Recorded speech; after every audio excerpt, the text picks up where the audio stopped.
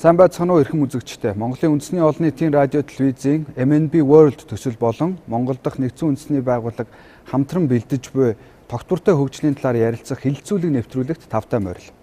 Энэ нэвтрүүлгээрээ бид тогтвортой хөгжлийн талаар, хувь хүний хөгжлийн талаар, ард түмэн тусмаа улс үндэсний хөгжлийн талаар ярилцаж байгаа. Хүн төрөлхтний хөгжлийн хамгийн жижиг бөгөөд хамгийн чухал нэг чинь хүн өөрөө байдаг. Тэгэхээр хөгжихийн тулд хандлагаа хэрхэн өөрчлөх талаар энэ удаагийн дугаарт ярилцах болно.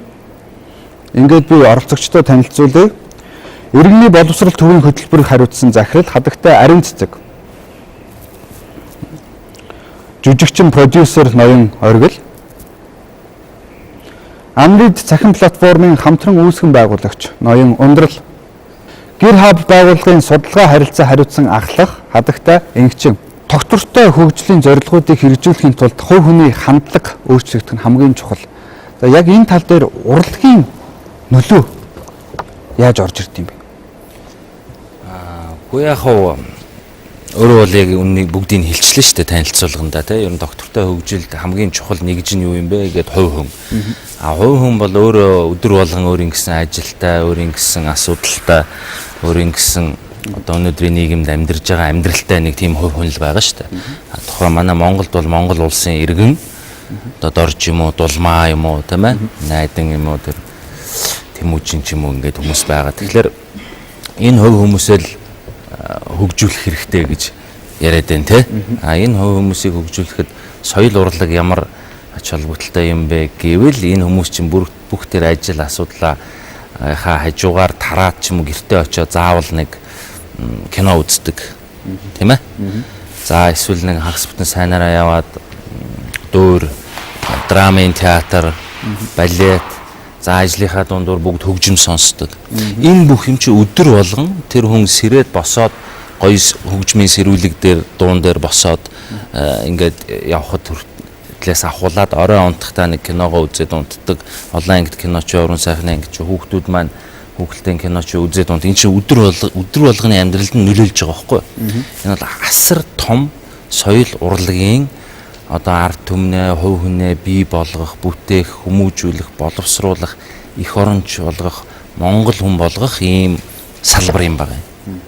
Тэр дотроо бол энэ кино урлаг гэдэг нь өөрөө бүх тэр дуу, хөгжим, загвар, зураач, нүүр будагч гэдэг энэ урлагийн салбарын бүгдийг нэгтгэхэд ингээд эцсийн их хүнийг аз жаргалтай болгож чаддаг, хүнийг уйлуулж чаддаг кино гэдэг ийм одоо дүрс гэрлийн бүтээл тийм ээ болдог.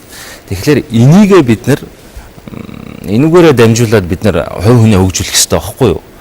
Энэний цаана төрийн бодлого л гэж юм байх хэрэгтэй. Монгол бүтээгдэхүүн бий болох хэрэгтэй байхгүй юу? Монгол хүүхдийн кино, Монгол нийгмийн сүлжээний бүтээгдэхүүн, Монгол уран сайхны кино, Монгол улс орноо гэсэн Монгол хүнээ бодсон, Монгол хүний үнэт зүйл, Монгол хүний чадвар, чадамж тэрийг ингээд дамжуулж энэ соёл урлагаараа бид нэр хөгжүүлж хамгаалж явах хэрэгтэй байна. Тэгэхээр яг энэ Монгол контент буюу Монгол бүтээгдэхүүн тэгжээж улс хөгжнө гэж хэлэх гээд. Доктортой хөгжлийн зорилгууд чинь бидний одоо ахуйн амьдралд бүгдээрэнд нь оролцсон л ийм зорилгууд байгаа шүү дээ. Ядуурлыг бууруулах, усаа хэмнэх жишээлбэл. Энэ бүгдийг яг одоо таны хэлж байгаа кино урлаг жишээлбэл те кино урлагт бид нэр аль талаас нь оруулах хэрэгтэй юм бэ? Төр заавал одоо ингэж оруулдаг байх хэрэгтэй юм уу? Монголын кино урлаг жишээлбэл одоо манайхан ярьдаг шүү дээ дандаа л ийм депрессний кино хийдэг болчлоо ч гэдэг юм уу. За тэр бол яг уран бүтээлчийн шийдэл. Гэхдээ энэ уран бүтээлчдэд маань энэ тогтвортой хөгжлийн зорилгоодыг уран бүтээлд нь тусгах ямар арга замууд байгаа даа. Гэхдээ миний саяны хэлсэн бүх арга замууд байхгүй. Нөө бодлого байхгүй. Бодлого нь байхгүй байна л да манай улсад. Таны бодлоор бол улс төр энэ тогтвортой хөгжлийн зорилгоодыг уран бүтээлд, урлаг, соёлын салбарт оруулахад улс төр өөрөө оролцох хэрэгтэй болж таарч байна. Тогтвортой хөгжлийн зорилгоодыг нийгэмд иргэдэд хүрэхийн тулд иргэний нийгмийн салбарын оролцоо юу юм бэ? За иргэний нийгмийн байгууллагын одоо нэг үндсэн зорилго нь бол иргэдийг мэдлэг мэдээлэлээр хангах тий. Тэгээ түрүүн хүрч чадахгүй байгаа тэр бүлэг, тэр хэсэг, тэр орон нутаг эсвэл зорилтууд бүлэг эсвэл төрд дуу хоолой хүрэхгүй байгаа хүмүүсийн хооронд гүр болдог. Тэгэхээр яах аргагүй тогтвортой хөгжлийн зорилтууд гэдэг энэ 95 онд энэ гаргасан нүүбийн айгу том амбицтай зорилго. Энэ зорилтонд манайх улс орон одоо нэгдээд тэг энийг хэрэгжүүлэхэд оролцсноо гэсэн. Тэгээд нэгдүгээр энэ зорилтууд юу байгаа вэ? Юунд хүрэхийг хүсэж байна, тэмүүлж байна гэдгийг бид нар иргэдэд хүргэх те. Нөгөө талаасаа бол энэ зорилтод хүрэхэд өөрсдийнхөө хувь нэмрээ оруулах нь бол манай иргэний нийгмийн байгууллагын үүрэг. Тэгээд иргэний нийгмийн байгууллагад энэ үүргийг биелүүлж байгаа. Анх 1995 онд жишээлбэл доктортой хөгжлийн зорилгыг нүүбийн ерөнхий ансамблын чуулган дээр батлахад хамгийн анх бид 95 онд Social Good Summit гэдэг нэгдсэн үндэсний байгууллагатай хамтраад анхны нэг чуулган зохион байгуулжсэн. Тэр чуулган дээр одоо яг энэ доктортой хөгжлийн зорилтуудыг улс орнууд ингээд хэрэгжүүлэхээр боллоо. 95 он гэж энэ доктортой хөгжлийн зорилтууд 2015 онд 2015 онд доктортой хөгжлийн зорилгыг анх зарлахад одоо Монгол жишээлбэл энэ зорилтуудыг анхны мэдээлсэн хамгийн анхны залуучуудын дунд хилцүүлгийг бид нар зохион байгуулж ирсэн. Тэр эхлээд хүмүүст мэдлэг мэдээлэл хүргэх гэдэг нь тий юунд хүрэх гээд байгаа юм тий энэ доктортой хөгжлийн зорилгыг биелүүлэх нь биднэрт ямар хэрэгтэй юм тий ямар ашигтай юм хувь хүний хувьд мэдээж хүмүүс өөрсдийн амьдрал дээр хэрэгтэй ашигтай юм бол бодно тий. Тэгэхээр тэр нь юундаа хүрэх нь юу хэрэгтэй юм яаж хамтарч ажиллах нь зүгээр юм гэдэг чинь энэ тал дээр мэдлэг мэдээлэл түгээх тал дээр бид нар бол нэгдүгээр аягүй чухал ажилладаг. Жишээлбэл одоо хэрэгжүүлсэн сүүлийн 2 жилд ч 15 оноос хойш 2017 хүртэл сүүлийн 2 жилд хэрэгжүүлсэн төсөл хөтөлбөрүүдээсээ зүгээр дурдвал жишээ болгоод дурдвал.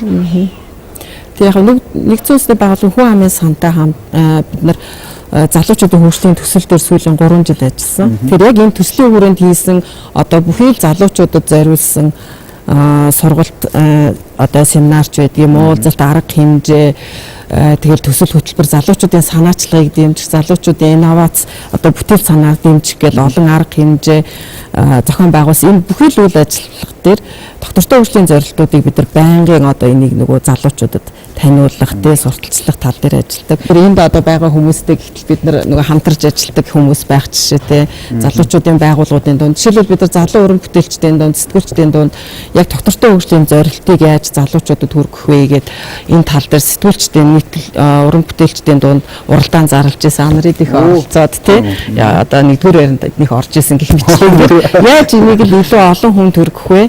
Тэгээ бидний ажиллаж байгаа зорилтод бүлэх болох тэр залуучууд руу яаж хүргэх вэ гэдэг тал дээр бол сүүлийн одоо жилүүдэд бол угаас яг илүү хандаж авч байгаа гэсэн. Инновацийн салбараас юу хэрэгтэй вэ? Манай Монгол залуучууд одоо зөндөө их инновац хийгээд л байна. Энэ инновацууд нь энэ доктортой хөгжлийн зорилготой хэр уялдаж байгаа вэ? Мэдээж хэрэг бол уялдаж байгаа. Инновац гэдэг тэр хүчин бол тэр чигээр бүх салбарт хамаарах хөгжлөлтэй урлаг соёлж байна уу, эсвэл эрүүл мэндч байна уу, боловсролч байна уу, бүх салбарт л инновац байж иж улс орн бол хөгждөг байгаа. Тэгээд манай байгууллагын хувьд болохоор 2016 оны 4 сараас хойш үйл ажиллагаа явуулж байгаа. Гэр орооллын олон асуудлуудыг олон талт байдлаас тийм шинэлэг бүтээлч байдлаа шийдэхээр зорж ажиллаж байгаа. Тэгээд энэ ажлынхаа хүрээнд болохоор гадны дотоодын бас их сургуулиудтай ерөнхийдөө голчилж ажилладаг. Судалгаа датан дээр үндэслэн тийм шийдлүүдийг тэгээд зогсгүйгээр бас зөвхөн гадны дотоод их сургуулиуд биш бас иргэдтэй хамтарч ажиллах нь аягүй чухал. Иргэд бол асуудлаа хамгийн их мэддэг. Өөртөө бас тодорхой хэмжээнд инновац тэ шинэлэг бүтээлч байдлаар одоо шийдэд явж байгаа хүмүүс байгаа. Тийм байгаа байхгүй юу. Тэгээд тэрийг л ер нь бол дэмжиж өгье, ямар нэгэн процессд оруулъя тэ гадаад дотоод их сургуулиуд байна уу, ямар хөтөлбөрүүд байна, ямар арга техникүүд байна тэ тэрийг нутагтаа нөхцөл байдал нь нутагшуулаад хүмүүсийг дэмжиж өгье гэсэн тийм л зорилготой ажиллаж байгаа да. Тэгэхээр инновац гэж юу гэж байгаа вэ? Тэгэхээр энэ инновац бол тийм яг бүтээлч байдлыг дэмжиж орчуулах гэдэг янз бүр одоо бүтээлч гэхэлэр креатив болчих гээд байдаг байхгүй юу. Тэгэхээр бас яг инновацийг орчуулах хэцүү байгаад байна. Юу гэж орчуулдаг? Шинэ харин тий яг шинэ хандлага юм уу? Шинэ хандлага, шинэ бүтээл, шинэ санаачлаг л байхгүй юу? Шинэ санаачлаг тий. Ундралын хувьд одоо анридыг хамтран байгуулсан хүн байгаа. Тэгэхээр энэ одоо доктортой хөгжлийн зорилгоо дахиад хэлье. Энэ мэдээллийг ард түмэнд одоо илүү сайн хүргэхэд ямар технологи хэрэгтэй вэ? Ямар аргачлал хэрэгтэй вэ? Чиний талаас. Эхлээд доктортой хөгжлийн зорилго гэдэг маань өөрөө нэг улс ч юм уу, эсвэл нэг байгууллага ч юм уу, хувь хүн ганцаараа дангаараа хийгээд хэрэгжүүлээд одоо хүрчих тийм зорилго биш гэдгийг хамгийн эхлээд ойлгох хэрэгтэй. Энэ нийгэмд амьдарч байгаа бүх оролцогч талуудын хамтын ажиллагаа бөөнөрөө нийлж нэгдэж нэг тийшээ харж иж тавьсан одоо зорилготой хүрэх юм учиртай зүйл. Хэдийгээр дотор нь агуулгадж байгаа санаанууд нь бидний өдөр болгоны өдөр тутмын амьдралдаа таардаг боловсрол, ус, тэгш бос байдал одоо юу гэдгийг их тайван шудраг ёс гэдэг тийм энгийн үгнүүд юм шиг мөртлөө агуулгаар нь аваад үзвэл энэ маань өөрөө маш том утга учир санааг харуулсан зүйл. Тэр хил мэдээллийн байгууллагын хувьд бол ерөөсөө л яагаад энэнд одоо анхаарал тавихгүй бол болохгүй юм бэ? Яагаад анзаарахгүй бол одоо болохгүй болчиход байгаа юм бэ? Яагаад ер нь энэ зорилгыг дэвшүүлсэн бэ гэдэг талаас нь сайн ойлголт өгөх нь хамгийн гол зорилго гэж үзэж байгаа. Тэр олон оролцогч талуудын нэг нь өөрөө хил мэдээллийн байгууллага, медиа байгууллагууд байгаа. Одоо шин 2030 оны зорилго гэж хэлчихэнгүүт ихэнх нь өө за энэ угаасаа хол энэ угаасаа харин хийх хэрэгтэй ажилтай тийм явуулга багхгүй. Тэнгүүт энэ дээр болохоор зүгээр бид нар айгүй энгийнээр л 2030 он хүртэл хүн төрөлхтөнд өгсөн гэрийн даалгавар бол энэ юм аа. Тэгээ гэрийн даалгавраа бид нар хийхийн тулд хамтдаа ажиллах хэрэгтэй юм а гэдэг санаанаас эхлүүлээл бид нар яаж хамгийн энгийнээр хүмүүст хүрэх вэ гэдгийг л одоо бодох хэрэгтэй, хийх хэрэгтэй зүйл маань болчиход байгаа шүү. За Unread-ийн хувьд бол бид нар залуучууд руу голчлон одоо 20-35 насны сегмент рүү чиглэсэн контентууд бэлтгэдэг, үйлдвэрлэдэг ийм одоо платформ байгаа. Бидний хувьд бол яг өөрөөсөө яг энэ сегмент рүү чиглэж байгаа гэдэг утгаар бол маш их үүрэг хариуцлагатайгаар яг энд асуудалд анхаарлаа хандуулах ёстой гэж ойлгож байгаа. Яг гэвэл 2030 он гэхээр бид нар дахиад одоо 12 жил үлдчихлээ. 2015 он бид нар дөнгөж нээлттэй хийгээл 7 хоног хүрээгүй хугацаанд яг нүүб доктортой хөгжлийн зорилгыг баталж ирсэн 15 оны 9 сард. За ахаал 15 жил байна даа л гэж бодож ирсэн. Одоо ингээ айл хэдийн 3 жил өнгөрчихсөн байгаа. Яг одоо энэ залуучууд гэдэг байгаа энэ залуучуудын сегмент маань өөрөө 2030 онд зорилго биелсэн байна уу, биелээгүй байна уу гэдэг дээр хариуцлага хүлээх хэрэгтэй хүмүүс нь. Яг л тэр яг тухайн үеийн нийгэмдэр хамгийн гол үүргийг гүйцэтгээд гол бодлого тодорхойлогчт нь шийдвэр гаргагчт нь болчихсон байх ёстой учраас тэр хүмүүс суур үндсэн ойлголтуудыг нөхөх нь их чухал гэж үзэж байгаа. Тэгээ залуучуудад хүрэх одоо маш их бололцоо боломжууд сүүлийн үеийн технологийн хөгжлийн үе шатад одоо энэ ачаар бол бий болчиход байна л да. Тэр маш их мэдээлэлтэй байна. Тэр маа одоо урд өмнөх аль ч үеүүдийн одоо цуглуулж чадаагүй, нийлүүлээд ч хүрч чадаагүй тэр олон дата мэдээллийг ганц товчлууртайгаар товчлуурын тусламжтайгаар авах боломжтой болчихсон байгаа энэ үед хүмүүст ойлголт төрүүлэх тэр хэрээрээ илүү хялбархан болж байгаа гэж бид нэр ойлгож байгаа. Нөгөө талаараа хүмүүст бас хүрэх технологийн хэрэгслүүд боломжууд бололцоонууд нь сувгууд нь бүр илүү олширчаад байна. Хүмүүс маш олон төхөөрөмжүүд ашиглаж байна. Маш олон их сурвалжууд одоо их сурвалжуудаас мэдээлэл авч байна. Гол нь яг энэ дээр бид нар яаж ямар хэрэгслүүдийг ашиглаж яаж дэвшилтэд байдлаар тэр хүмүүсээ ойлгож мэдэрч хүрэх вэ гэдэг нь байна. Бид нар одоо яг 10 жилийн өмнөхтэй одоо мянганы хөгжлийн зорилтуудыг бид нар яаж хүмүүст хүргэжсэн шигэ одоо сурчлагаа хийх юм бол энэ бол төдийлөн үр дүнд хүрэхгүй гэдээ би ерөөс эргэлзэхгүй. Яаж бид нар одоо энэ дэвшилтэд технологиуд одоо юу гэдэг энэ гар утасны аппликейшнүүд байна уу, сошиал платформуд нь байна уу те одоо энэ чат одоо хүмүүсийн хамгийн их хэрэглээд байгаа энэ нэг хэдэн хэрэгслүүд байна шүү дээ. Эднэрийг бид нар яаж энэ зүйлсүүдээ уйж болох вэ гэдгийг сайн бодох ёстой. Контентингүүд бид нар зөвхөн телевиз үздэг болоод их удаж чинь болчихлоо шүү дээ. Тий одоо бид нар имэйлээрээ ч мэдээ авж гин, аудио чихэндээ ч гэсэн мэдээ сонсож гин, видео зурагт үзэж гин, интернетийн үн багасж гин, дэд бүтцэн сайжирч гин. Тэгэхээр маш олон дэвшилтэд технологиудын хэрэгслүүдийг бид нар яаж энэ зорилгоудтай уяах ёстой бэ гэдэг дээр л анхаарч ажиллаж байгаа. Намрын дэвд ч гэсэн л яг тэр олон медиа хэрэгслүүдийн л нэг нь гэж ойлгож байна. Бид маш их бололцоо боломж байна. Урд өмнөх мянганы хөгжлийн зорилтын дээр хүрч чадаагүй байсан одоо тэр сувгууд нь их боломжгүй байсан контентууд нь технологийн хувьд болоогүй байсан тэр зүйлсүүд нь бүгдээрээ л биднэрт байна гэж харж байгаа. Тэгэхээр маш одоо ихтгэл төгс бид нөр контент үзүүлж байна. Жижиг юм. Эсвэл чи асуугаал дараа нь. Харин үгүй тэгэхгүй зүгээр хөдөлгөөл чинь хилцүүлэг тийм официалны биш юм чинь. Та хэлдэ. Харин би яг сайн нэг мартааг үлээрээ зүгээр яг санаа нь зүв байхгүй. Тэгээд хэллээ шүү дээ. Одоо мянганы зорилгын ер нь бол ийм маягаар явах юм бол үр дүнд хүрэхгүй юм байна гэх. Тэгээд хоёр юм хэлээ шүү. Бид нэг зүг харах хэвээр нэг хоёрдугаар тогтвортой байх хэвээр. Энд чинь өөрөө тогтвортой хөгжлийн зорилтуудыг явуулсан байна. Тэгээд яагаад болдгоо байгааг нь миний хувийн бодол хэлэхгүй. Яагаад бол Монгол тогтвортой байдал байдаггүй байхгүй. Нэг хоёрдугаар монголчууд нэгдэж чадаагүй одоохондоо. Энэ хоёр чинь байж ээж энэ ажил болдог байхгүй бүх юм. Тогтвортой байдал нэгдэл хэрэгтэй. Тий. Монголчууд нэг үнэт зүйлийн дор нэгдэх ёстой байдаг. Одоо эх орн гэдэг ч юм уу тий. Одоо Монгол хүний үн цэн ч гэдэг юм. Монгол хүний үнэт зүйлс. Тэрийгээ бид нар үнэт зүйлсээ өөснөө олж авч гаргаж ирэх ёстой. Хөгжлийн зорилго яагаад гарч ирсэн бэ гэдэг зүйлийг бид нар дахиад нэг ингэж харах юм бол тийм. Чи ерөөсөө л хүн төрөлхтний яг тэр нэгдлийнхэн цэг нь л энэ байх ёстой юм аа л гэж л гаргаж ирсэн гэж би ойлгож байна. Тэр уул нь тэгж байгаа шүү дээ. Бүх улс үндэстнүүд нэгдээд тий. За энднэр бид нар нэгтгэсэн шүү дээ Монголд. Энэ чинь Монголд хэрэгжиж байгаа Монгол улсын доктортой хөгжлийн зорилтууд учраас тийм ээ. Тэрнээс тийм би ягаас ундлаас санал нэг байна л да. Энэ бол дэлхийн хүн төрөлхтөн энэ дээр нэгдэж байгаа. Тэгээд энийг зорилгоо олгож байгаа. Энэ дээр бас монголчууд бас нэгдэх хэрэгтэй бах гэж бодож байна. Би энэ олон доктортой хөгжлийн зорилгууд дээр хамтарч ажиллах чиг үндэсний байгууллагын надад санал болгоход би хамгийн ихнийхээ сонгосон юм. Хамгийн эхлээд бид нар ядуурлаасаа салах хэрэгтэй гэж. Номер 1 асуудал өнөөдөр Монгол ядуурл байна. Ядуурл байгаа болохоор бид нар бас яг тэр үнэт зүйл мөйл бодох сэхэ байна уугүй юу. Өнөөдөр жишээлбэл та нар ямар контентууд амжилттай их эрэлттэй явж байна харал та. Айгүй ойлгомжтой шүү дээ. Хөнгөмсөг талдаа муу бол биш шүү. Энийг ялгаж салгах хэрэгтэй. Сайн тоглолттой, сайн жүжиглэлтэй, драмтай, найруулгатай юмнууд байгаа.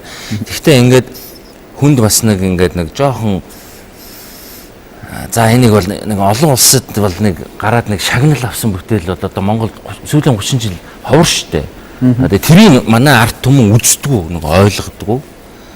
Тэгээд нэг ийм тэр ойлголтыг харин нэмэгдүүлэхийн тулд тэр олон улсад хүлээн зөвшөөрөгдөж байгаа контент гэж штэ. Тэрний ойлголтыг нэмэгдүүлэхийн тулд манай урлагийнхан өөрсдөө юу хийх ёстой юм бэ? Энэ дээр иргэний боловсрол аахгүй. Хүмүүсийн боловсрол миний бодлоор одоо 4-р зарилт чанартай улсыг дэмжих гээд байгаа тийм. Иргэдийн боловсрол тэгээд боловсрол дотор мэдээж ганцхан дээд боловсролтой гэдэг ойлголт биш байхгүй. Энэ чинь өөрөө тэг бичиг үсэг тайлагдахаас өсвөлээл тий. Манайхан бичиг үсэгт тайлагдсан гэдэг байгаа боловч яг үнэндээ одоо ингээ хөдөө орон нутагт яваад очих юм бол боловсролгүй бичиг үсэг тайлагдаг нэрээ бичиж чадахгүй залуучууд ч байж байна. Ялангуяа 90-ад онд сургуулиас гарчихсан 30-аад орчим насны залуучууд бол 20 залуу цуглуулга дотор 2-3 залуучууд байх жишээтэй. Тэгэхээр боловсролынхаа асуудлыг бид нар харьцангуй шийдэг байгаа. Иргэдийн боловсролууд, иргэний боловсрол оролцооны асуудлууд тий. Тэгээ түрүү ярьжсэн үнэт зүйл гэж ярьж байна. Нэг хэсэг боловсролын асуудлыг хайцснаас болоод тэр нөө үнэт зүйл тий хэрэгтэй одоо өөртөө байгаа хэрэгтэй мэдээлэл олж авахд аюул олон иргэдийн энэ юмнууд хаягдсан байгаа байхгүй юу. Тэгэхээр сая бид нар ярьжсэн нөгөө үнэт зүйл гээд манайх сая нэг ардчлалын үндэс гэдэг яг одоо ардчлалын боловсролын сурах бичиг шинээр 10 дугаар ахлахынгийн хүүхдүүдэд яасан тэн дээр суугаад багш нар эрдэмтдтэй суугаа ярьж хахад бид нар яриад байгаа юм чи эсвэл тэр чинь үнэт зүйл чи шудраг байсан юм биш үү тий шудраг байсаа бид нар юу гэж ойлгодог юм бэ тий тэгээд шудраг байс гэж ярихад бид нар өөрсдөө энэ дэр иргэд дотор шудраг байсыг ойлгодог иргэдийн ойлголтууд ингээд тис өөр байгаа байхгүй тий яг юуг шудраг байс ойлгох тэгэхээр бид нар энэ дэр нэгдээгүй иргэд яг юуг шудраг байс гэж ойлгодог юм бэ. Тэг бөөнөр нь одоо цаазлагч гэдэг юм уу тэг айгүй сонин юмуд ярьж байгаа ш. Тэгэхээр яг ийм ойлголтууд иргэдийн боловсрол, тэр иргэний боловсрол энэ талынхаа нөгөө бий болгож зохицлон бүтээх гэж байгаа хүмүүнлэг арчилсан нийгмийн иргэн болох иргэдийн тэр иргэн хүнд байх ёстой тэр мэдлэг юмнуудыг бид нар хөгжүүлэх нь өөр айгүй гол чухал байгаа байхгүй. Тэр айгүй олон юм яваад ивэл явж байгаад боловсролтой холбоотой болдог тий.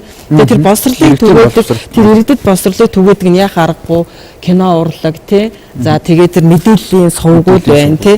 Дээрэс нь өөрсдийгөө хөгжүүлэх ёстой залуучуудын янз бүрийн байгууллагууд тий.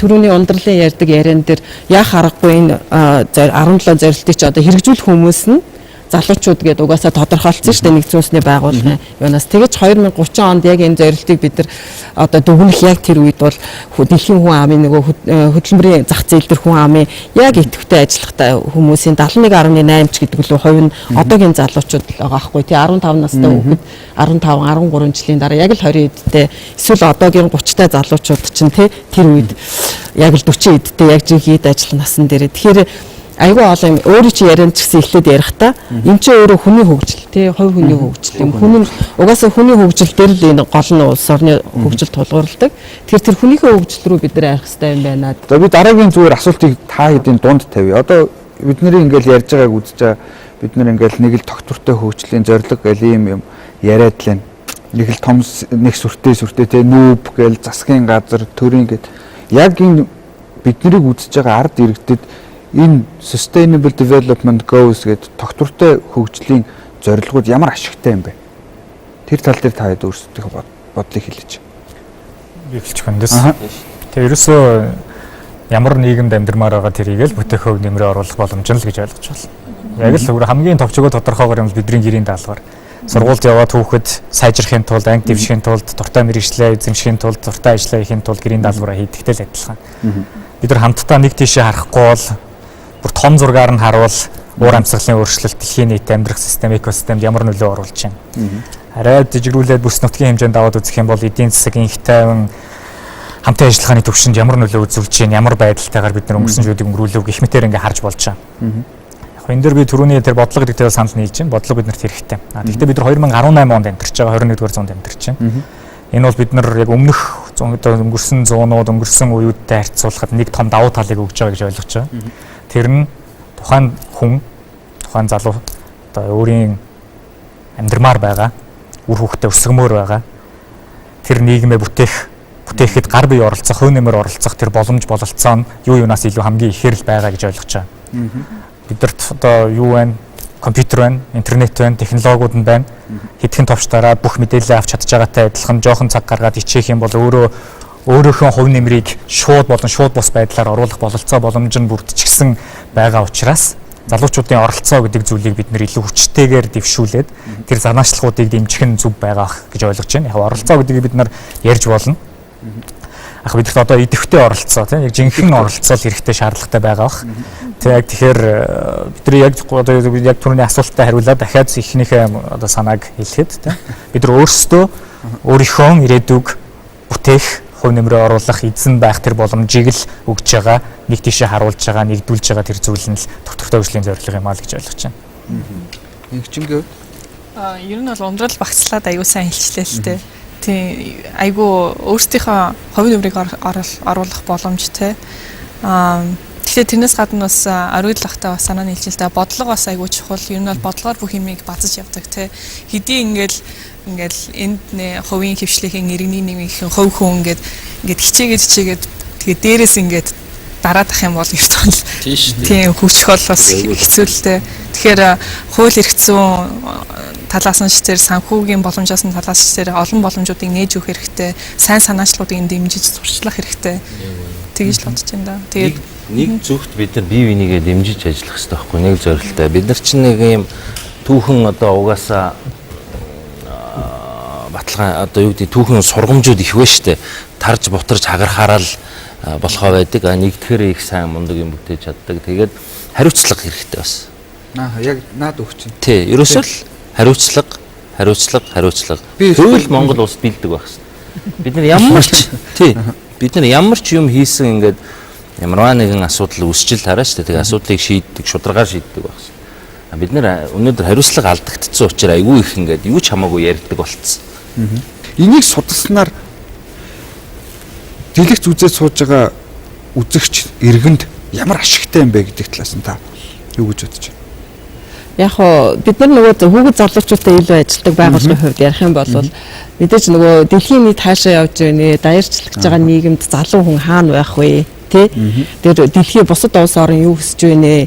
Тэ хаана юу дутуу юу хөгжүүлэхийг зарж байна гэдгийг мэдэх нь мэдээж айгүй чухал байхгүй. Тэрнтэй холбоотой айгүй олон юмнууд тэр ихтэй заримдаа эндээс өөрийнх нь цараагийн мэрэгжлийн ажил мэрэгжлийн чиглэлд хандлагч гарах юм уу те. За иргэний нийгмийн байгууллагын бидний хувьд болохоор яадгүй гэхээр өөрийнхөө хэмжээгээр хувь нэмрээ оруулаад яг хийх их ажил дээр одоо бас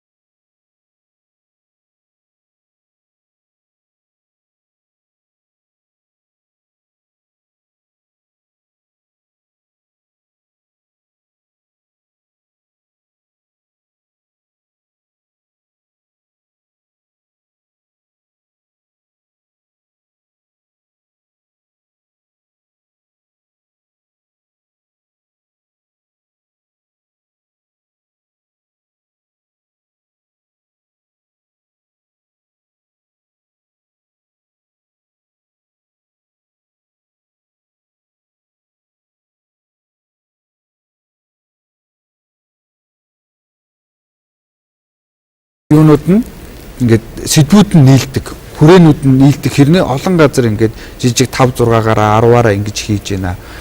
А энэний оронд төр зохицуулт хийгээд эднийг нийлүүлээд одоо эмэгтэйчүүдийн эрхийг хамгаалах юм зохицуулт хийгээд нийлүүлээд тэд нэр хүчээ нэг зөвхт төвлөрүүлдэг ч юм уу ийм бодлого байж болох уу гэдгсэн энэ яригдж байгаа гэдэл тэгж байсан л да. Одоо төрийн бас байгууллага буюу дээд сургуулиудаараа дэлхийд толгой зохино биз дээ. Төрийн бас байгууллагын тоогоороо ихэлдэ. Гэтэ яг тэр зорилгодоо хийж ажиллаж байгаа гэвэл яг тэр ажиллаж байгаа гэвэл цөөхөн байж магадгүй болцдог байхгүй. Тэр утгаар нь хэлж байна. Дээд сургуулийн тоогоороо ч дэлхийд толгой зохидог мөртлөө тоогоороо л тийм шүү. Үр дүн баг байна гэдэг чинь сайн өөрөө хэлсэн ингээд хит их хийрхэл хит их одоо жоохон дими хоосон тийм зүйл руу хандлага байдаг нь бол мэддэгдээд харагдаад байгаа. Тэгэхээр хандлага өндрөл зүйл тэр яг мартаагүй дээр нэмээд хэлчихэ.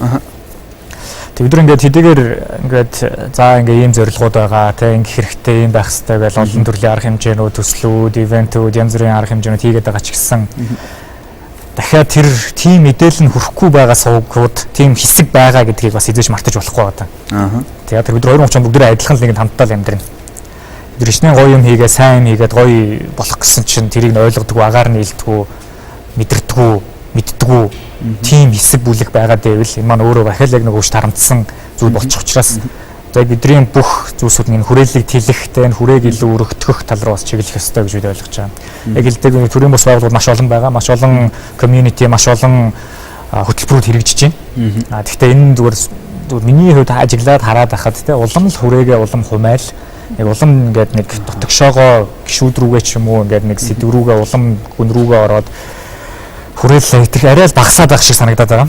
Тэгэхээр нэгдэх хэрэгтэй, нийлэх хэрэгтэй, хамтрах хэрэгтэй. Яг түр шарамжийн гэдэг бол яах аргагүй зөв одоо үг бах. Тэр ингээд энэ тент хийгээл өөр өрсөндөө зориулаад хийгээл үр дүндээ жижигхэн үр дүндээ баясаал яваад байгаа. Томсох хэрэгтэй, томрох хэрэгтэй. Хүрээгээ тэлэхгүй бол бидний ярьж байгаа юмыг одоо ингээд зүгээр гараал гудамжинд гараал хүнтэй ярихад мэдэхгүй хүмүүс өндөө таарлаа. Би 10 хүний 20 хүний 2 3 бичиг үсэхгүй байна гэж доктортой хөлийн зорилгод дээр дахиад энэ тоо бүр их илүү байгаа ах гэж бодож байна. Тэгэхээр бид яг тэр авж байгаа мэдээллүүдээ илүү олон хүнд хүргэх, тэр дадал зуршлыг хөвшүүлэхэд илүү олон хүнд одоо тэр хүрэх сувгийг зөвөр олох нь хамгийн чухал байгаад байгаа. Энэ дэр ч гэсэн телевиз бол маш том чухал үүрэгтэй. Үндэсний телевиз байна уу, ямар телевиз хамаагүй. Яг энэ тийш яг шууд соёл урлагаас шууд ийш орж ирж байгаа. Хүн болгон хэрглэж байгаа. Хүн болгон одоо хамгийн ойрхон тийм ингээд хүн болгоны хамгийн ойрхон байгаа энэ зэвсэг хэрэгсэл учраас энэ дээр бол чухал оролцоотой байх хэрэгтэй гэж үзэж байгаа тийм. Манай урлаг спортод дуртай шүү дээ. За ингээд цаг дуусчлаа. Хурж ирж санаа бодлоо хуваалцаж тогтвортой хөгжлийн зорилгоодыг Монголд хэрэгжилтийг нь дэмжиж энэ нэвтрүүлэгт орсон та бүхэндээ дахиад баярлалаа. Хүн нэвтрүүлгийнхээ төгсгөлд Монгол улс болон дэлхийн олон үндэстнүүд 2030 он гэхэд доктортой хөгжлийн зорилготой хүрчээд тэгээд дэлхийд даяараа парти буюу үдшилэг зохиож явах болтгоо гэсэн сайхан ерөөлөөр энэ нэвтрүүлгээ жаргая. Баярлалаа.